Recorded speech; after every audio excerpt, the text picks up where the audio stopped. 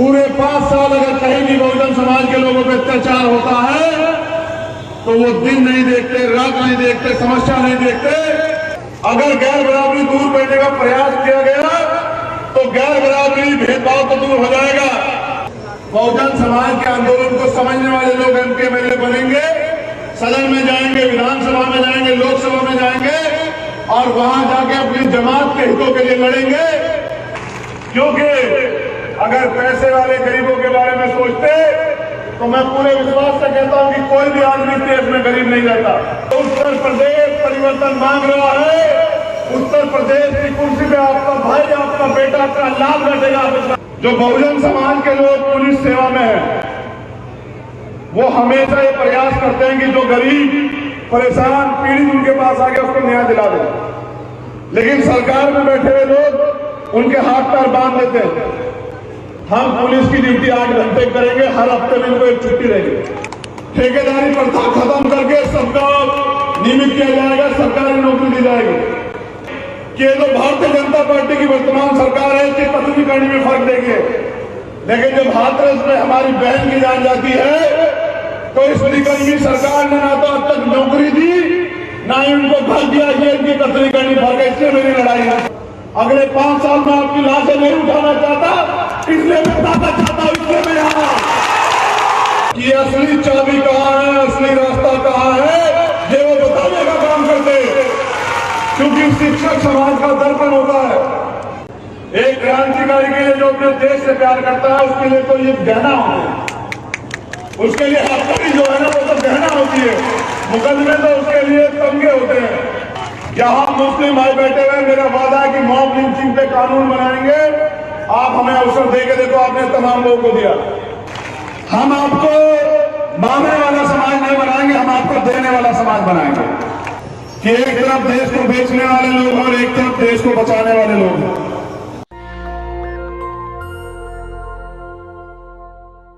ये सामाजिक परिवर्तन, आर्थिक मुक्ति का आंदोलन जो इस देश में 1848 में चला, जिसको राष्ट्रपिता ज्योतिबा फूले ने चलाया, समानता की बात करके, अधिकारों की बात करके, उनके जाने के बाद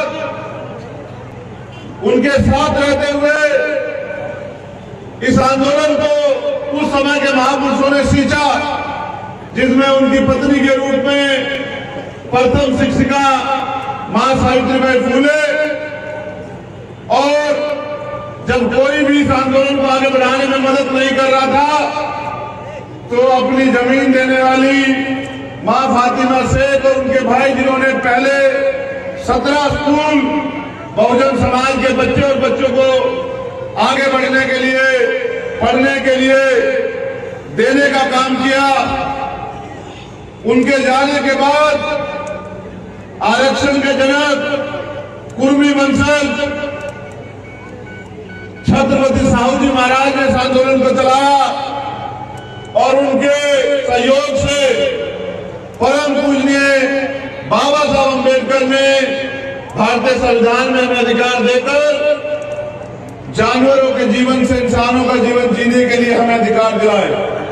उनके जाने के बाद मेरे रहबर, मेरे गुरु मान्यवर साहब श्री काशीराम ने इस आंदोलन को अपने खून पसीने से सींचा और उनके साथ हजारों की संख्या में बहुजन समाज के नेताओं ने, सामाजिक योद्धाओं ने इस आंदोलन को बढ़ाने का काम किया। आज पूरे देश में अगर रहबरों का, महापुरुषों का आंदोलन कोई चला रहा है तो मुझे बड़े गर्व से कहना पड़ता है कि वो मात्र भीम आर्मी और आजाद समाज पार्टी है। उसके अलावा महापुरुषों के जाने के बाद किसी भी शख्स में, किसी भी पार्टी में महापुरुषों के आंदोलन के प्रति जिम्मेदारी नहीं दिखाई।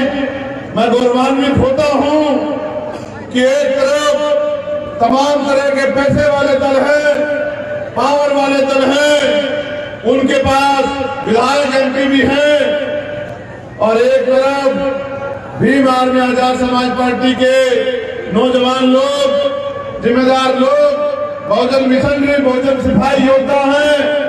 जो अपने खून पसीने से इस आंदोलन को सींच रहे हैं। मैं देश के कोने कोने में जाके अन्याय अत्याचार के खिलाफ आपके सहयोग से आवाज उठाने का और न्याय दिलाने का प्रयास करता रहता हूं। साथियों, यहाँ मिशन 78 की टीम भी है, हमारे अधिवक्ता सेल के लोग भी हैं, आजाद समाज पार्टी यूथ की टीम भी है, मैं उनका भी धन्यवाद करता हूं। लेकिन आप इकट्ठे होते हैं, आप इकट्ठे होके भाषण सुनते हैं, बात सुनते हैं और उसके बाद उस पर जाके अमल ना करें तो इकट्ठा होना, बात सुनना सब बेकार साबित हो जाता है। मुझे यहाँ आने का मौका मिला, आप लोगों ने अपनी मेहनत की कमाई से पाई पाई जोड़ के इतना अच्छा मंच सजाया, मेरे रहने की व्यवस्था कराई, ये टेंट लगाया, तमाम तरह से गुलदस्ते भेंट किए। मैं समझता हूं कि जब तमन्ना सच्ची होती है तो रास्ते हजार होते हैं और तमन्ना अगर झूठी हो तो बहाने हजार होते हैं। आप लोगों की तमन्ना सच्ची है, आप लोगों ने साबित करके दिखा दिया है कि आने वाला समय, जैसे बाबा साहब अम्बेडकर ने कहा था कि 21वीं सदी हमारी है, 21वीं सदी बहुजनों की है, 21वीं सदी अम्बेडकर बाप की है। क्योंकि नेतृत्व करने के लिए बड़ी उम्र की जरूरत नहीं होती, बड़ी सोच की जरूरत होती है, बड़े सपने की जरूरत होती है। ये आज आपने करके दिखा दिया। जितने लोग कुर्सियों पर हैं उससे ज्यादा लोग खड़े हैं, उससे ज्यादा लोग पीछे खड़े हैं, उससे ज्यादा लोग दाहिनी तरफ खड़े हैं। जहां तक नजर डाली है लोगों का हुजूम, ये प्यार, ये विश्वास आपको एहसास नहीं कि मुझे कितनी ताकत देता है। मैं मानता हूं कि उत्तर प्रदेश में नहीं, देश में भी बदलाव आएगा युवा सोच के साथ। और आप चले हम सब युवा जोश के साथ। अगर युवाओं के जोश के साथ बदलाव की शुरुआत की जाए तो वो दिन दूर नहीं कि जब बहुजन समाज इस देश में शासक बनेगा। नौजवान साथियों, 5 साल भीम आर्मी के कार्यकर्ता आंधी में, तूफान में, बारिश में, परेशानी में, दिन में, रात में, धूप में, मोटरसाइकिल से, साइकिल से, बस से, ट्रेन से पूरे 5 साल अगर कहीं भी बहुजन समाज के लोगों पर अत्याचार होता है तो वो दिन नहीं देखते, रात नहीं देखते, समस्या नहीं देखते, वो अपनी जेब नहीं देखते, वो कैसे कैसे। क्योंकि मैं गरीब का बेटा हूं, प्राइमरी स्कूल के हेडमास्टर का बेटा हूं, मैं समझता हूं कि एक गरीब के लिए एक टाइम की रोटी, 2 टाइम की रोटी तैयार करना कितना मुश्किल काम है। गरीबों को इस महंगे लोकतंत्र में खड़े होना, अपनी बात को आगे बढ़ाना, अपनी बात को कहना कितनी बड़ी बात है। मैं समझता हूं कि आपने अपना पेट काट काट के एक टाइम की रोटी को जो है रोक कर इस आंदोलन को, इस प्रोग्राम को चलाने का, बनाने का, तैयार करने का काम किया है। आपका ये मेहनत, क्योंकि लोग तो पानी से नहाते हैं, मेरे लोग पसीने से नहाते हैं, मैं इस मेहनत को भूलने वाला नहीं। मैं समझता हूं कि बाबा साहब ने वोट का अधिकार, मतदान का अधिकार राजा बनने के लिए दिया था, किसी का चमचा और दलाल बनने के लिए नहीं दिया था। आज ये बात तर्कसंगत है कि SC/ST के 131 MP होने के बावजूद भी SC/ST के अधिकारों पर कुठाराघात हो रहा है, कोई आवाज नहीं उठाता। जब मैं जौनपुर आया तो मुझे यहाँ इतनी समस्या बताई गई, इतनी बड़ा ढेर समस्या का कि भैया वहां हत्या होगी, वहां रेप हो गया, वहां जमीन कब्जा ली गई, वहां लाठी मार दी, वहां जो है घर जला दिए गए, कार्रवाई नहीं हो रही है, सुनवाई नहीं हो रही है, गिरफ्तारी नहीं हो रही है। ये समस्या सिर्फ यहाँ नहीं है, ये समस्या पूरे देश में है। कहीं भी किसी की सरकार हो, मैं आपसे एक सवाल पूछना चाहता हूं। 70-71 साल के लोकतंत्र में हमारी बहनें माताएं भी यहां बैठी हैं, नौजवान भी यहां बैठे हैं। क्या जो परेशानियां आपके जीवन में हैं, तमाम सरकारें यहां रही, क्या वो परेशानियां दूर हुई? नौजवान साथियों, दोनों हाथ उठा के बताओ, आपकी परेशानियां दूर हुई क्या? एक बात और बताओ, जब यहाँ संविधान है, सबको बराबर के अधिकार हैं, सबके अधिकारों पे कोई कुठाराघात नहीं कर सकता। जितने लोग यहाँ बैठे हैं, कितने लोग ऐसे हैं जिनकी आमदनी 50,000 रुपये महीना है? जरा हाथ उठा के बताना मुझे, कितने लोग ऐसे हैं जिनकी आमदनी 50,000 रुपये महीना है? क्यों नहीं है? इसलिए नहीं है क्योंकि बाबा साहब अम्बेडकर ने संविधान के बाद एक बात को कहा था, आप लोग भूल गए। उन्होंने कहा था कि संविधान से सामाजिक गैर बराबरी तो दूर हो जाएगी। अगर गैर बराबरी दूर करने का प्रयास किया गया तो गैर बराबरी, भेदभाव तो दूर हो जाएगा, लेकिन आर्थिक समानता नहीं होगी। जब तक आर्थिक समानता नहीं होगी, तब तक गैर बराबरी कभी खत्म हो ही नहीं सकती। क्योंकि जब तक एक तरफ भारतीय संविधान अंतिम व्यक्ति को भी रोटी, कपड़ा, मकान, चिकित्सा, शिक्षा, सुरक्षा, रोजगार और न्याय की गारंटी देता है, अगर कोई कहते नहीं देता तो आओ आर्टिकल पढ़वा देता हूं। भारतीय संविधान अंतिम व्यक्ति की भी रक्षा करता है, लेकिन फिर भी देश में अन्याय, अत्याचार, दुर्जाति होती है।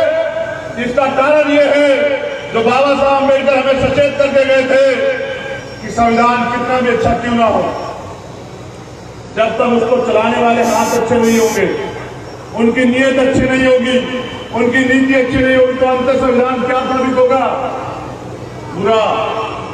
संविधान कितना भी बुरा क्यों ना हो, अगर चलाने वाले हाथ अच्छे हैं, उनकी नीयत अच्छी है, उनकी नीति अच्छी है, तो अंत संविधान क्या साबित होगा? अच्छा। ये लड़ाई, ये आंदोलन तभी सफल होगा।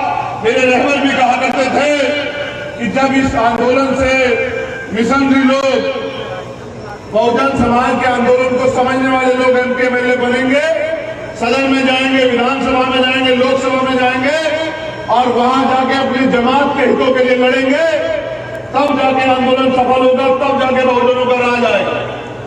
लेकिन लोग जाते हैं, आज लोकतंत्र नहीं है, धनतंत्र है। आप सुनिए और समझिए। चुनाव आयोग यह कहता है कि 30 लाख रुपए से ऊपर की रकम आप खर्च कर सकते हैं विधानसभा चुनाव लड़ने के लिए। लगभग यही रकम है। आप ये बताइए, बहुजन समाज के कितने लोग हैं जो 30 लाख रुपए अपने बैंक में खड़े रखते हैं? बताइए। जब आप बहुजन समाज के लोग रोटी रोटी के मोहताज हैं, तो ये 30 लाख का पैमाना आपने किसके लिए रखा है? ये पैमाना आपने उसके लिए रखा है जिसको आप भेजना चाहते हैं। ये लोकतंत्र है। मेरे जैसे गरीब का बेटा भी सपना देख सकता है, अपने लोगों की परेशानियों को, उनके आंसुओं को, उनके दुख को खत्म करने का प्रयास कर सकता है। और आप ये पहला पैमाना बना रहे हो पैसे का। जब आपने पैमाना बना दिया तो समझिए कि गरीब की हैसियत नहीं कि वो इस लोकतंत्र में सर्वाइव कर रहा है। सब लोग पैसे वालों को टिकट देते हैं, पैसे वालों को आगे बढ़ाते हैं। गरीब का बच्चा सपना देख के अपने मन को, सपने को सीमित करके, अपने सपने को कुचल के वहीं का वहीं सीमित रह जाता है। इसलिए मैंने दल बनाया कि आजाद समाज पार्टी के माध्यम से मेहनत करने वाले ईमानदार नौजवानों को हम लोग विधानसभा भेजने का काम करेंगे। क्योंकि अगर पैसे वाले गरीबों के बारे में सोचते तो मैं पूरे विश्वास से कहता हूं कि कोई भी आदमी देश में गरीब नहीं रहता। अगर पैसे वाले गरीबों के दुख को खत्म करने का प्रयास करते तो मैं समझता हूं कि देश में कोई दुख न रहता। दुख अगर है तो उसका कारण और हर एक कारण का निवारण है। तथागत दुख ने भी कहा है कि हर समस्या के पीछे एक कारण और हर कारण का निवारण है। तो ये लोकतंत्र है। काशीराम साहब कहते थे कि जिनका राज होता है, जिनके पास सत्ता होती है उनके पास कानून बनाने की ताकत होती है। जिनके पास कानून बनाने की ताकत होती है वो अपने लोगों के लिए नीतियां बनाते हैं, और जिनके पास ये दोनों ताकतें होती हैं उनकी बहन बेटियों पे कोई अन्याय अत्याचार नहीं करता, उनकी बच्चों पे कोई जुर्म जाति नहीं करता, उनका कोई अपमान नहीं करता, उनके अधिकारों को कोई छीन नहीं सकता। मैं जब अपने लोगों के चेहरे देखता हूं, ये जो यहां बैठे और जो किसी कारण संसाधन न होने के कारण, क्योंकि ये पैसे में बुलाई गई भीड़ नहीं है, क्या आप में से कोई भी व्यक्ति पैसे लेके आए हैं? दोनों हाथ उठा के बताओ, दोनों हाथ उठा के बताओ, क्या कोई आप में से पैसे लेके आए हैं? तो मैं समझता हूं कि जो लोग यहाँ हमारे बैठे हैं, जो बिना साधन के कारण यहाँ नहीं आ पाए, लेकिन घर में बैठ के सोचते हैं कि हमारा बेटा, हमारा भाई हमारे दुखों से हमें मुक्ति दिलाएगा। मैं आपसे भी कहना चाहता हूं नौजवान साथियों, 4 महीने बाकी हैं।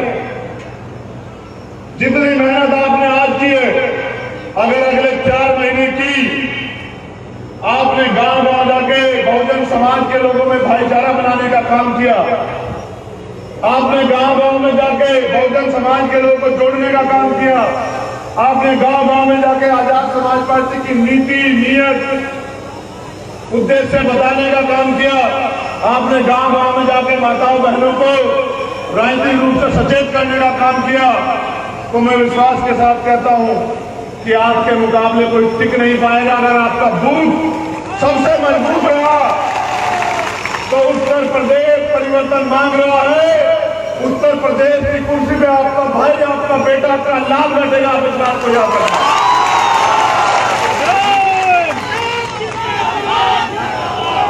मैं फिर आपको याद दिला रहा हूं कि ये सारी सरकारें हैं। आप अपने दिल से पूछ के बताओ, अपने दिल में हाथ करके पूछो, क्या कोई बहन रात को 10 बजे सड़क पे निकल सकती है अकेले? बताओ, क्यों नहीं निकल सकती? जब पुलिस है, प्रशासन है, हम सब लोग परिवार वाले हैं, तो वो कौन सी सोच है जो बहनों के अधिकारों को, उनके सम्मान को छीनती है? ये सोच, इस सोच को डायनामाइट से उड़ाना पड़ेगा। समझ रहे हो? डायनामाइट से उड़ाना पड़ेगा। जो बेड़ियां, जो परेशानियां, जो मुसीबतें अपनी तरक्की के रास्ते में हैं, ऐ मेरे बहुजन समाज के लोगों, उनको डायनामाइट से उड़ाना पड़ेगा। आपको रास्ता ही नहीं है। आपको अपनी समस्याओं को, बेड़ियों को काटना ही पड़ेगा। मैं फिर आपको आगाह कर रहा हूं, हमने 2-3 चीजें इंपोर्टेंट बता दी हैं जो आने वाले कल के लिए, लेकिन मैं आपको जो बहुत जोर देकर बता रहा हूं, सोया हुआ समाज और मरा हुआ समाज एक जैसा होता है। सोए हुए को उठाया जा सकता है, मरे हुए को जलाया जा सकता है, दफनाया जा सकता है। एक इससे भी अलग समाज है जो आंख बंद करके बैठ जाए। आपसे मैं जवाब मांगना चाहता हूं और मुझे विश्वास है कि आप अपने दिल से जवाब देंगे, मुंह दिखाई जवाब नहीं देंगे। सबसे आप लोग इस आंदोलन को जानते हैं। क्या कभी मैंने आप लोगों को अकेला छोड़ा? क्या कभी मैंने आपको निराश किया? क्या कभी कोई ऐसा मामला हो जिसमें सब लोग चुप बैठ गए? क्या कभी मैं चुप बैठा? क्या भीम आर्मी के लोगों ने कभी आपको धोखा दिया? क्या कोई ऐसा मामला है जिसमें हमने आपको पीठ दिखाई हो?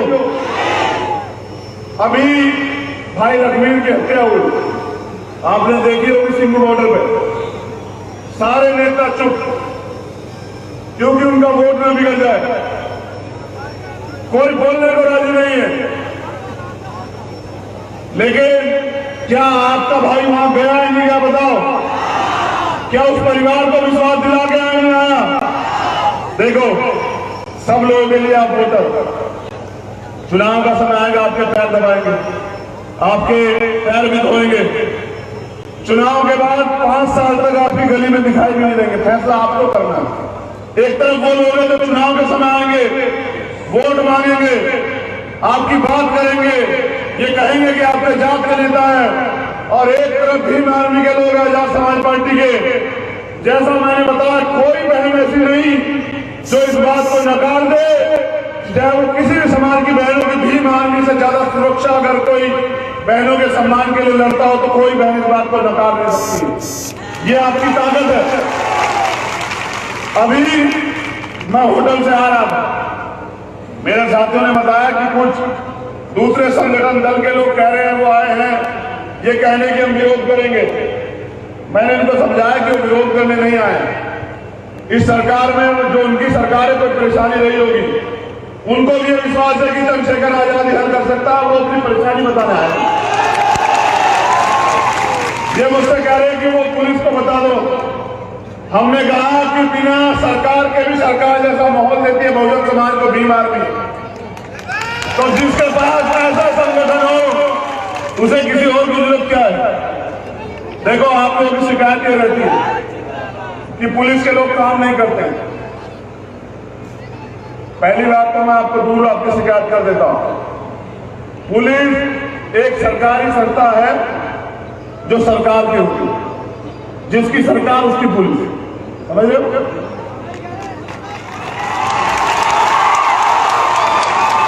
ये ताली बजाने वाली क्या बात है, मैंने तो सच बताया आपको। जिसकी सरकार होती है पुलिस उसकी होती है, ठीक है। तुम अगर चाहते हो कि ये काम करे तो तुम्हें क्या करना होगा, क्या करना होगा। जब तुम्हारी बन जाएगी तो ये किसके लिए काम करेंगे। एक और चीज, जो बहुजन समाज के लोग पुलिस सेवा में है वो हमेशा ये प्रयास करते हैं कि जो गरीब परेशान पीड़ित उनके पास आ गया उसको न्याय दिला दे। लेकिन सरकार में बैठे हुए लोग उनके हाथ पैर बांध देते हैं, वो उनको करने नहीं देते। पुलिस के लोग 24-24 घंटे ड्यूटी करते हैं। आपका व्यक्ति मर जाए, आप लाश को देख के पीछे हट सकते हैं, पुलिस के लोग नहीं हट सकते। वो किसी भी हालत में वो शरीर उसके पास रहेंगे। बहुत बड़ा काम करते हैं, 24-24 घंटे 7-7 दिन ड्यूटी करते हैं, परिवार के पास नहीं जा पाते। बॉर्डर स्कीम लग जाती है, अपने परिवार से 400-500 किलोमीटर दूर रहते हैं, इनका भी घर परिवार। जब हम सबकी परेशानियां सुनते हैं, जैसे हमने विकलांग समाज जो विकलांग भाई उनकी परेशानी सुनी कि सरकार बनते हम सबसे पहले विकलांग आयोग बनाएंगे, हर एक विकलांग को पंचायत में आरक्षण की व्यवस्था करा के देंगे, उनको भी मुख्य धारा में जोड़ेंगे। उसी तरह हमने यह भी तय करा कि बाकी सब लोग तो कहते हैं हम पुलिस की ड्यूटी 8 घंटे करेंगे, हर हफ्ते में इनको एक छुट्टी देंगे। इनकी तनख्वाह जो है ना, देखो जब ट्रांसफर हो जाता है ना किसी का, उनको समझ नहीं आता बच्चे कहां पढ़ेंगे। हर आदमी अपने बच्चों को आगे बढ़ाना चाहता है, अच्छी शिक्षा दिलाना चाहता है। उनकी शिक्षा का उचित इंतजाम हम लोग करेंगे, उनकी तनख्वाह में बढ़ोतरी करेंगे कि उन्हें अपना घर चलाने के लिए किसी तरह के करप्शन की जरूरत ना पड़े, किसी गरीब को सताना ना पड़े, क्योंकि कुछ अधिकारी कर्मचारी भ्रष्ट है, सब लोग भ्रष्ट नहीं है। तो उनकी तनख्वाह बढ़ाएंगे क्योंकि वो ज्यादा काम करते हैं, ठीक है। इस बात का समर्थन करते हो आप लोग। एक और बुनियादी काम सफाई कर्मचारियों के लिए, बहुत दिन पहले मैंने नोएडा में बात कही थी कि जिस दिन हमें अवसर मिलेगा कोई भी सफाई कर्मचारी काम ठेकेदारी की प्रथा में नहीं होगा। ठेकेदारी प्रथा खत्म करके सबका नियमित किया जाएगा, सरकारी नौकरी दी जाएगी। जरूरी है क्योंकि जितने लोग सीमा पर शहीद होते हैं उतने लोग सीवर में भी मरते हैं, लेकिन उनकी कोई बात नहीं करता, उनकी जिंदगी कोई अहमियत नहीं है। हमें उनकी अहमियत को समझना पड़ेगा, उनका भी योगदान है, वो भी कोरोना वॉरियर थे। लेकिन चरित्र देखे, ये बात में मानवता के विरुद्ध अगर मुझे कहनी पड़ेगी कि ये तो भारतीय जनता पार्टी की वर्तमान सरकार है, इसकी पत्नी करने में फर्क देखिए। जब लखनऊ में एक तिवारी जी के साथ पुलिस की दुर्घटना में उनकी जान जाती है तो ये क्लास 1 की नौकरी देते हैं, ये 50 लाख रुपए देते हैं। जब मनीष गुप्ता जी की जान जाती है ये 40 लाख रुपए देते हैं और एक नौकरी देते हैं ओएसडी की। लेकिन जब हाथरस में हमारी बहन की जान जाती है तो इस निकलमी सरकार ने ना तो अब तक नौकरी दी ना ही उनको घर दिया, ये इनकी कतरी करनी पड़ गई, इससे मेरी लड़ाई है।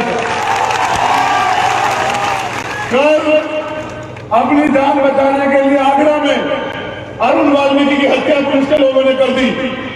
और मैं पूछना चाहता हूं, आपको वर्दी सरकार ने शोषितों को न्याय दिलाने के, पीड़ितों को न्याय दिलाने के दिए या हत्या करने के लिए दिए? कोई सही काम करेगा उसको प्रोत्साहन देंगे, उसको प्रोत्साहन राशि भी देंगे, आगे बढ़ेंगे, प्रमोशन भी करेंगे। लेकिन कोई मानवता के न्याय के विरुद्ध काम करेगा, उसकी नौकरी भी खत्म कर देंगे और उस पर मुकदमा लिख के जेल भी भेजेंगे, सजा भी दिलाएंगे। कोई भी गैर संवैधानिक काम करेगा उसको संविधान समझाने का काम करेंगे। मैं जाऊंगा कल, अध्यक्ष जी का आदेश आया, हम लोग कल अरुण भाई के परिवार से मिलेंगे। मुझे तकलीफ है, मुझे कल ही जाना चाहिए था, लेकिन मुझे बाबा साहब का वो लाइन याद आती है कि जब बाबा साहब अम्बेडकर हमारे लिए गवर्नमेंट कॉन्फ्रेंस में जा रहे थे और उनका बेटा राजरतन मरा पड़ा था, मां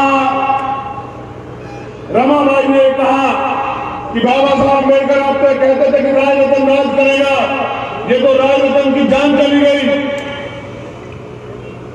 आप झूठ बोलते थे। आज इसको कफन की जरूरत है, आप यहां रहिए, इसका अंतिम संस्कार कीजिए।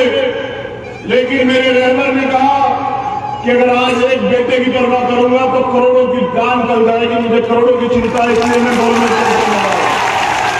मैं उनको मानने वाला व्यक्ति, मुझे मेरा जिस्म छलनी है। आपने मेरी सफेद कमी देखी, लेकिन मेरे अंदर जो जख्म है शायद आपने ना देखे हो।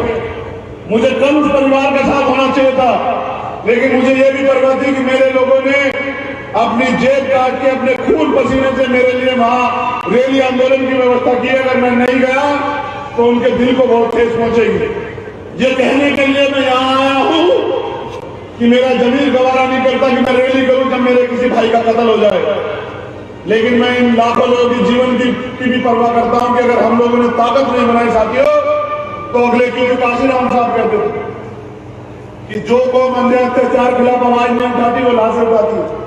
अगले 5 साल में आपकी लाशें नहीं उठाना चाहता, इसलिए मैं ताकत चाहता हूं, इसलिए मैं यहां। मुझे आज तो भूख लगती है, आप रोटी खाते हो नहीं खाते? बताओ खाते नहीं खाते हो? आपको प्यास लगती है, पानी पीते हो नहीं पीते हो? आपको बीमारी होती है तो दवाई लेते हो नहीं लेते हो? मुझे भूख लगी है कि मैं इस देश की सत्ता पे काबिज होकर अपने लोगों की गुलामी की बेड़ियां काट दूं, और मैं आपसे मदद मांगने के लिए आया हूं।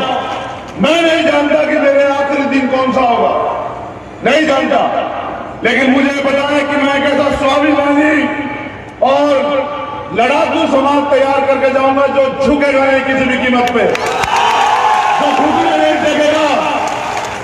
अभी हमारे 2 बड़े आंदोलन तैयार है। एक तो इस देश में जातिवार जनगणना होनी चाहिए, जिसकी इतनी संख्या है उसको उतनी हिस्सेदारी मिलनी चाहिए, जिसका जितना जो लोग साधन में संसाधन में काबिल है, जिनकी जितनी संख्या है, चाहे वो दलित हो, पिछड़े हो, अगड़े हो, कोई हो, उनकी संख्या की जानकारी होनी चाहिए। क्योंकि जानकारी होगी तो ये पता लग जाएगा कि देश की जमीन पे कौन काबिज है, देश के बिजनेस पे कौन काबिज है, सुप्रीम कोर्ट में कौन काबिज है, हाई कोर्ट में कौन काबिज है, सारे जितनी भी यूनिवर्सिटियां हैं उनके टॉप पे कौन काबिज है, जितने भी संस्थान हैं उनके टॉप पे कौन काबिज है, जितना भी जो है तमाम जगह रिसोर्सेज है प्राकृतिक, उस पे कौन काबिज है, किसने किसके अधिकार छीने हैं। जिस दिन आपको ये पता लग जाएगा तो शायद आपको एहसास हो जाएगा कि आपका दोस्त कौन और आपका दुश्मन कौन। ये लड़ाई जो भागीदारी की लड़ाई, जिसके लिए काशीराम साहब ने नारा दिया था कि ये जिसकी इतनी संख्या वाले उसकी इतनी हिस्सेदारी, यह आंदोलन तभी सफल होगा जब इन जातियों को आप जोड़ने का काम करोगे और टुकड़ों में बटे हुए बहुजन समाज में भाईचारा स्थापित करने का काम करोगे। एससी, एसटी, ओबीसी, माइनॉरिटी, इन सब लोगों को जोड़ के अपनी बात समझा के और इनके वोट का सही प्रयोग कराने का आप काम करोगे, तभी जाके लोकतंत्र में कहते हैं जिसके पास वोट होती है उसका राज होता है। तब जाके आपके हाथ में राज आएगा, जब राज का आपके हाथ में आएगा तभी जाके नीति बनेगी, क्योंकि अगर और किसी को बनानी होती तो अब तक बन गई। भारतीय जनता पार्टी की सरकार ने निजीकरण शुरू करवा दिया। पीछे मकसद क्या है कि SC ST OBC को जो आरक्षण मिलता है वो खत्म कर दिया जाए, क्योंकि आरक्षण से जो नौकरियां मिलती है उन नौकरियों की बदौलत आपके लोग आगे बढ़ रहे हैं। जो एक आदमी क्लर्क बन जाता है वो अपने बेटे को क्लर्क नहीं बनाना चाहता, वो अपने बेटे को अधिकारी बनाना चाहता है। हमारे महापुरुषों ने कहा था कि चाहे एक रोटी कम खाना अपने बच्चों को जरूर पढ़ाना। बाबा साहब अम्बेडकर ने भी कहा शिक्षित बनो, संगठित रहो, संघर्ष करो। और इसलिए हमारे लोग शिक्षा को ज्यादा महत्व देते हैं, लेकिन इन्होंने महंगी शिक्षा कर दी है। गरीब आदमी अपने बच्चों को पढ़ा नहीं सकता, अमीर आदमी के बच्चे पढ़ लिख ले रहे हैं, और हमारे लोग जब पढ़ नहीं पा रहे तो अपने हकों के लिए लड़ नहीं पा रहे। काशीराम साहब कहते थे कि मुर्दा लोग मिशन नहीं चलाते, जिंदा लोग रुकने नहीं देते। आप जो मिशन चला रहे हो, मैं जिंदा कौम को सलाम करता हूं और ये आपसे कहना चाहता हूं, अभी तो यह लड़ाई है, आगे और लड़ाई, आप लोग तैयार हो जाओ, हम लोग राज की तरफ बढ़ रहे हैं। ये भारत, और भारत में भारतीय संविधान सबको बराबरी का अधिकार देते हैं। ये मेरे आगे जो 69,000 शिक्षक भर्ती वाले खड़े होकर बैठ जाओ, तुम्हारी बात हमने सुनी है। ये लवनेट दिख रहा है मेरे से, देखो ये बात याद दिला तो बता देता हूं। अभी एक शिक्षक भर्ती हुई थी, मैं सभी मंचों से इस बात को कहता हूं, भारतीय जनता पार्टी का चरित्र और चार चरित्र देखिए आप। प्रधानमंत्री कहते हैं मैं पिछड़े वर्ग से आता हूं, मुख्यमंत्री कहते हैं सबका साथ सबका विकास, सामाजिक न्याय। 69,000 शिक्षक भर्ती हुई, ऑन रिकॉर्ड है। इन्होंने पिछड़ा वर्ग आयोग बनाया, उनकी रिपोर्ट है कि 20,000 पद SC ST OBC के बच्चों के ये लोग खा गए। 20,000 का मतलब समझते हैं, 20,000 नौकरी, 20,000 नौजवान बहन भाई सरकारी सेवा में जाते, दो काम करते। एक तो उनको तनख्वाह मिलती तो अपने परिवार को आर्थिक रूप से मजबूत करते, दूसरा वो शिक्षक बनकर समाज के लोगों को तैयार करते और वो ये बताते कि असली चाबी कहां है, असली रास्ता कहां है, ये वो बताने का काम करते, क्योंकि शिक्षक समाज का दर्पण होता है। मेरे पिताजी प्राइमरी स्कूल में हेडमास्टर थे, उन्होंने मुझे मरते वक्त ये कहा, मैं अमेरिका पढ़ने जा रहा था, कहा चंद्रशेखर बेटा पढ़ लिख के विदेश में जाके अपने आप को तरक्की कर जाओगे, लेकिन जो कर्ज बाबा साहब अम्बेडकर का हमारे ऊपर है उसको कौन उतारेगा बेटा? जो अन्य अत्याचार गुलामी हमारे लोगों में थोपी गई उसको कौन काटेगा भाई? हर आदमी अगर अपने बारे में सोचेगा। तो मैंने कहा बाबूजी बताओ क्या बात। 8 महीने उन्होंने जैसे बच्चे को, छोटे बच्चे को उंगली पकड़ के चलना सिखाते हैं, मुझे दिन रात ये समझाया कि हालात क्या है। और 2013 11 जनवरी की सुबह उनकी जब डेथ हुई तो मैंने अपने परिवार को कहा कि अब मैं जब तक इस गुलामी को नहीं काट दूंगा मैं चैन की सांस नहीं लूंगा। आज हम लोग उसी लड़ाई को आगे बढ़ा रहे हैं, वरना अगर MP MLA बनना होता तो बहुत रास्ते थे, आप सब लोग जानते हैं कि आप लोग मुझे किसी भी सदन में भेज देते। मैंने कहा कि खिलाफ आंदोलन करो। मैंने कहा सर एक तो वकील हूं, दूसरा पढ़ा लिखा हूं, तीसरा जेल से PhD करके आया हूं।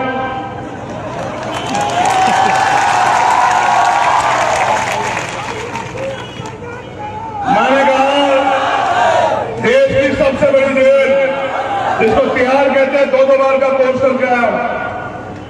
तो मैंने कहा कि करूंगा आंदोलन, लेकिन पहले संगठन तैयार करूंगा कि 2 अप्रैल की तरह जिस दिन आंदोलन में उतरूंगा इस सरकार को घुटनों के बल टिकवा दूंगा, उस दिन ये वादा करता। वोट की चोरी नहीं होने देंगे, इसलिए नवंबर में EVM के खिलाफ आंदोलन करेंगे। पहले उत्तर प्रदेश में, उत्तर प्रदेश को दिखाएंगे आईना कि मुकाबला किनसे है।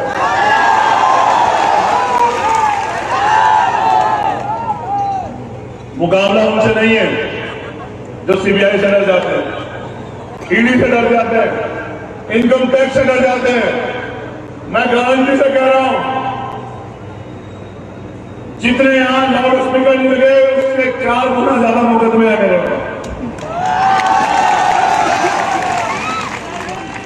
ये मुकदमे मेरा रास्ता नहीं लगवा सकता। एक क्रांतिकारी के लिए जो अपने देश से प्यार करता है उसके लिए तो ये गहना होता है, उसके लिए हथकड़ी जो है ना वो तो गहना होती है, मुकदमे तो उसके लिए तमगे होते हैं। मैं तो इनसे कहता रहता हूं कि कोई नई धारा ढूंढ के लाओ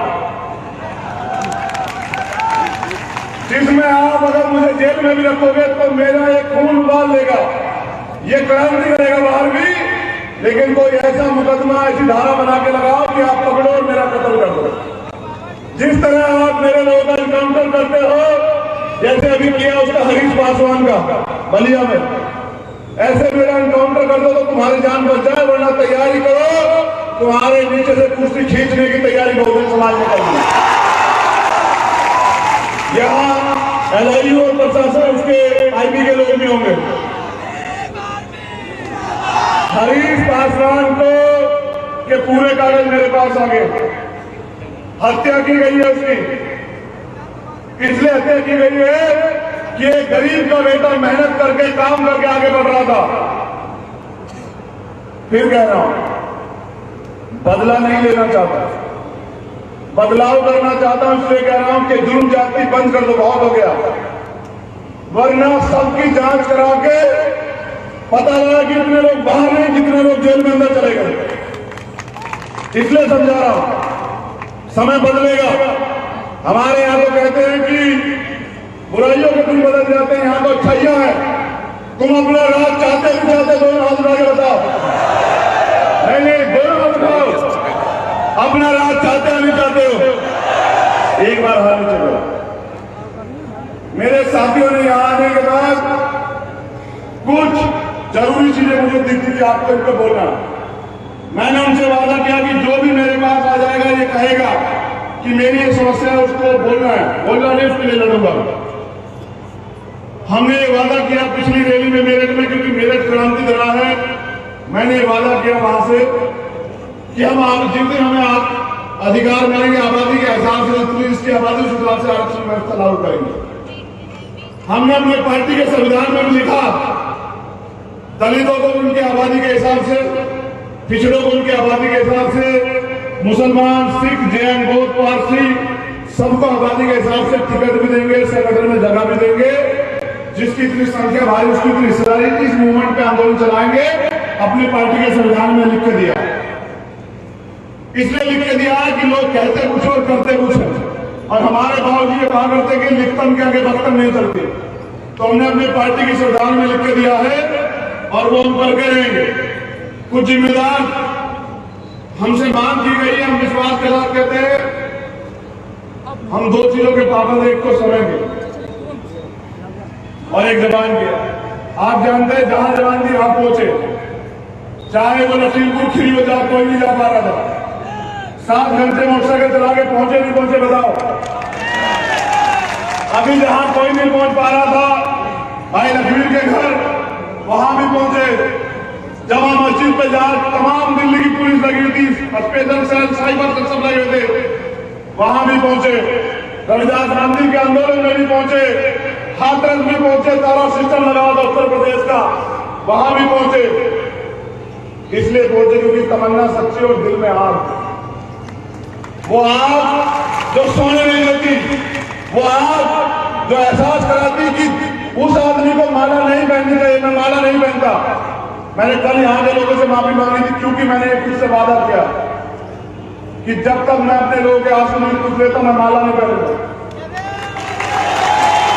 और किस मुंह से पूछूं पहनूं, किस मुंह से जो है ना कहूं कि माला पहना दो। जिनकी बहन बेटियों का की इज्जत को सरेआम नीलाम किया जाता हो, जिनकी बहन बेटियों का को सरेआम बेइज्जत किया जाता हो, उनका भाई माला पहन के क्या महसूस करे कि बहुत ताकतवर है? नहीं, मैं ताकतवर हूं, मैं जो कुछ हूं वो आपकी वजह से हूं, किसी नेता की वजह से नहीं हूं। मैं भीम आर्मी के कार्यकर्ता का धन्यवाद करता हूं, मैं जो कुछ हूं वो आपकी वजह से हूं। मैं अपनी माँ का बहनों का धन्यवाद करता हूँ, आजाद समाज पार्टी के कार्यकर्ता का धन्यवाद करता हूँ। और जितनी इज्जत मैं अपने अमीर कार्यकर्ता करता हूँ, उतनी इज्जत मैं अपने गरीब कार्यकर्ता की करता हूँ। लेकिन नौजवान साथियों, ये आंदोलन, ये लड़ाई, इसको सूरमा लड़ेंगे, योद्धा लड़ेंगे, भेड़ नहीं लड़ेंगे। मैं आपको भेड़ नहीं बनाना चाहता, पैर छूने वाला, झंडा उठाने वाला नहीं बनाना चाहता। मैं आपके अंदर, आप इस देश का ताकतवर सुनो, मैं तो सिर्फ आपके अंदर सामाजिक राजनीतिक चेतना जागरूक करना चाहता हूं, क्योंकि मेरे जैसे तो 1000 तैयार होंगे, चले जाएंगे। ये आंदोलन नहीं रुकने वाला, और वो सदी है, इतनी सदी है जिसमें हमारा राज आएगा। आपको तैयारी कर लेनी चाहिए, कमर खुद लेनी चाहिए। तो ये मांगे जो है मैं आपके सामने रख देता हूं, मीडिया के लोग भी यहाँ हैं। हमें मौका मिलता है, हम लोग मॉब लिंचिंग पे कानून बनाएंगे, मेरा वादा है आप लोगों से। जहां मुस्लिम भाई बैठे हुए, मेरा वादा है कि मॉब लिंचिंग पे कानून बनाएंगे। आप हमें अवसर देके देखो, आपने तमाम लोगों को दिया।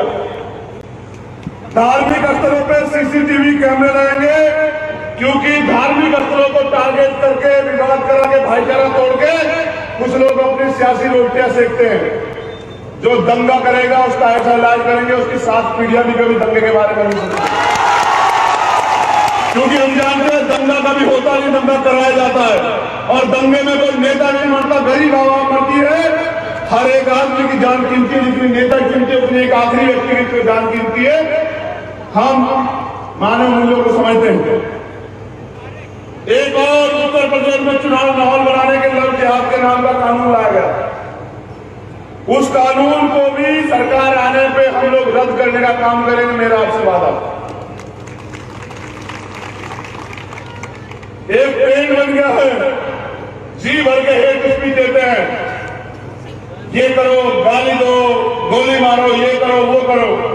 मैं पूछना चाहता हूं, किसको गोली मारना चाहते हैं? उसी को जिसके साथ आप रहते हैं, जिसके जरिए भारत उत्तर प्रदेश आगे बढ़ रहा है। तो हेट स्पीच देने वाले के खिलाफ भी कानूनी कार्रवाई की जाएगी सर। और ये कह रहे साथियों ने कहा कि आप घोषणा कर दो कि बिजली का बिल फ्री करेंगे। बिल्कुल फ्री नहीं करेंगे, नहीं करेंगे फ्री, क्योंकि फ्री समझते जियो ने फ्री करा था, आज उसकी इनकमिंग के भी पैसे देने पड़ते हैं, समझ रहे हो? फ्री फ्री कुछ नहीं है, ये आपकी वोट को लूटने का तरीका है और कुछ नहीं है फ्री। हम आपको रोजगार देंगे, आप सरकार के बिल का पैसा देना। हम आपको 50,000 रुपए मंथ का रोजगार देंगे, आप अपने बिल का पैसा देना। राजस्व मिलेगा तभी तो सरकार चलेगी भाई। और हम आपको मांगने वाला समाज नहीं बनाएंगे, हम आपको देने वाला समाज बनाएंगे। ये लवलेश है हमारा नाम, ये लवलेश है ना, तुमसे कह रहे हैं एक बैठ जाओ, वो सुन रहा। हम नौजवानों को अभी सरकार से मांग रहे हो ना लवलेश कि नौकरी दे दो, तुम हमें मांग रहे हैं 5 साल दे दो, मैं तुम्हें रोजगार देने वाला बना दूंगा, तुम मेरी बात को याद रखो। और ना तो पेपर लीक होगा, सुनो, पहले सरकार पेपर लीक कराती है, फिर उसके बाद राशन घोटाला करती है। ना तो पेपर लीक होगा, ना ही किसी की मेहनत को खत्म करने देंगे। हर भर्ती में से ये जो इंटरव्यू सिस्टम है इसको खत्म कर देंगे, जिसके नाम से जो है घोटाले होते हैं। इंटरव्यू सिस्टम बिल्कुल खत्म कर देंगे, जो मेहनत करेगा, जिसमें योग्यता होगी वही जाएगा। एक और मांग थी कि भाई मुसलमानों को उनकी आबादी के अनुसार से आपको भागीदारी देनी चाहिए। तो मैं आपको बता दूं कि भाई हमने तो अपने संविधान में लिखा है कि जिसकी इतनी आबादी है उतनी उनको पद भी देंगे, टिकट भी देंगे, संख्या में सब चीजें करेंगे। और ये हमारे संविधान में आप आरटीआई से निकलवा कहने में नहीं, करने में भरोसा रखते हैं। अब मैं अपनी वाणी को विराम देने से पहले आपसे कुछ पूछना चाहता हूं। एक लाइन आपके लिए लिख के लाया था, आज ही लिखी, किसी ने, मेरे बहुत जिम्मेदार साथी ने दी, मैंने लिख ली और साहब को पढ़ के सुना देता हूं, अगर आप कहें सुनाओ या नहीं सुनाओ। सुनो, युवाओं से भी आज कुछ कहना है, साथियों अब नहीं सहना। युवाओं से भी आज कुछ कहना है, साथियों अब नहीं सहना है। बुलंद अपनी आवाज करो, आज कुछ ऐसी हुंकार भरो। आज आए सलाम, डरना नहीं, झुकना नहीं। काशीराम साहब का सपना पूरा किए बिना रुकना नहीं। नौजवानों, देश उम्मीद से बैठा है कि एक तरफ देश को बेचने वाले लोग और एक तरफ देश को बचाने वाले लोग। आपके महापुरुषों ने पहले भी कुर्बानियां दी है, बलिदान दिया है। आज फिर आपके पास अवसर है। इस आंदोलन को ताकतवर करने के लिए मुझे आपकी मदद की जरूरत है। बताओ, मदद करोगे नहीं करोगे? अब हम कुछ नारे आपके सामने रखेंगे। मैं चाहता हूं सब लोग खड़े हो जाए, दोनों हाथ उठा के। हल्ला नहीं करेंगे, सिर्फ खड़े हो जाएंगे। वही मेरे कैमरे में आपकी आवाज जानी चाहिए, समझ लो। शुरू करें। एक शुरू करने से पहले बहनों को एक बात करें, मेरा फोटो खींचने से, मेरे पैर छूने से आपकी जिंदगी में कुछ नहीं बदलने वाला। मिशन का काम करो सिर्फ। मैं अपनी माओ से, बहनों से कहना चाहता हूं, आपकी गरीबी के, परेशानियों के दिन 4 हो जाएंगे। आपका बेटा आपसे वादा करता है, कुछ समय की बात है, आप याद रखना मेरी बात को। कुछ समय की बात है, आपकी गरीबी और परेशानियों के दिन खत्म हो जाएंगे। मेरा वादा आपसे, आपका खून आपसे वादा कर रहा है, आप देखते रहना मेरी बात को। कुछ समय की बात है, आपके जीवन में भी आजादी का सवेरा आएगा। जो सुविधाएं अमीरों को मिलती है, जो अधिकार अमीरों को मिले, वो सब लोगों को मिलेंगे। मेरा वादा है आप सब लोगों से। शुरू करें।